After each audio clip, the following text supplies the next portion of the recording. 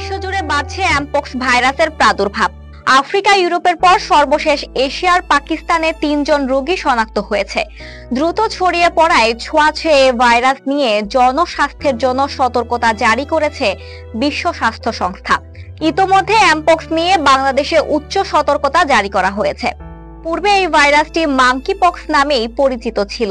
Monkey পক্সের সাধারণ লক্ষণগুলোর মধ্যে রয়েছে জ্বর, মাথা ব্যথা, পেশি ব্যথা, পিঠে ব্যথা, দুর্বলতা, ফোলা লাসিকা গ্রন্থি ও ত্বকের ফুসকুড়ি বা ক্ষত। আক্রান্ত ব্যক্তির সংস্পর্শে এমপক্স ছড়ায়। এটি সঙ্গম ত্বকের সংস্পর্শ, কথা বলা বা শ্বাস প্রশ্বাসের মাধ্যমেও ছড়াতে পারে। এতে ফ্লুর মতো উপসর্গের পাশাপাশি পুঁজ ও ক্ষত সৃষ্টি হয়। সাধারণত সংক্রমণের ৬ থেকে ১৩ দিন পর জ্বর, মাথা ব্যথা, ফুসকুড়ি বা ঘা এবং মাংসপেশিতে ব্যথার মাধ্যমে উপসর্গ দেখা দেয়। অধিকাংশ ক্ষেত্রে প্রভাব সামান্য দেখা গেলেও মৃত্যু পর্যন্ত হতে পারে। এই ভাইরাসে আক্রান্ত হওয়া ১০০ জনের মধ্যে গড়ে ৪ জনের মৃত্যু হয়। WHO এর জরুরি অবস্থা ঘোষণা দেশ ও দাতা সংস্থাগুলোকে দ্রুত পদক্ষেপ নিতে উদ্বুদ্ধ করার জন্য করা হয়েছে। এই ঘোষণা সংক্রমিত এলাকায় পরীক্ষা, টিকা এবং ওষুধ পাওয়া সহজ এবং ভাইরাস নিয়ে বিদ্যমান কুসংস্কার দূর করার জন্য সচেতনতামূলক প্রচারণা শুরু করতে সাহায্য করে।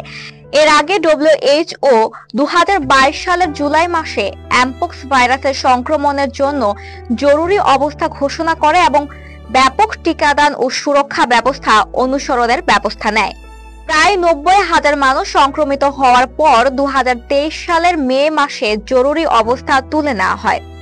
London school of hygiene and tropical মেডিসিনের অধ্যাপক মাইকেল মার্কস বলেন, বর্তমানে এই রোগের নিয়ন্ত্রণ পদ্ধতিগুলো কাজ করছে না, বরং আরো সাহায্যের প্রয়োজন। জরুরি অবস্থা ঘোষণা যদি সাহায্য এনে দিতে পারে তবে সেটি প্রয়োজনীয়। এখন পর্যন্ত আফ্রিকার ৩৪টি দেশে এমপক্স ভাইরাসের সংক্রামক নথিভুক্ত করা হয়েছে। বিভিন্ন দেশে এটিকে উচ্চ ঝুঁকিপূর্ণ হিসেবে বিবেচনা করা হয়েছে। মূলত কঙ্গো থেকেই প্রতিবেশী দেশগুলোতে ভাইরাসটি ছড়িয়ে পড়েছে। গণতান্ত্রিক কঙ্গো প্রজাতন্ত্রে ২০২৪ সালের শুরু থেকে ১৪,০০০-এরও বেশি সংক্রমণ এবং ৫২৪ জনের মৃত্যু হয়েছে।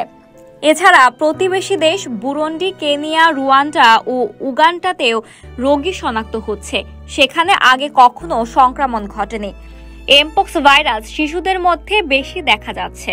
বিশেষজ্ঞদের মতে শিশুদের রোগ প্রতিরোধ ক্ষমতা দুর্বল হওয়ায় তারা বেশি ঝুঁকিতে থাকে।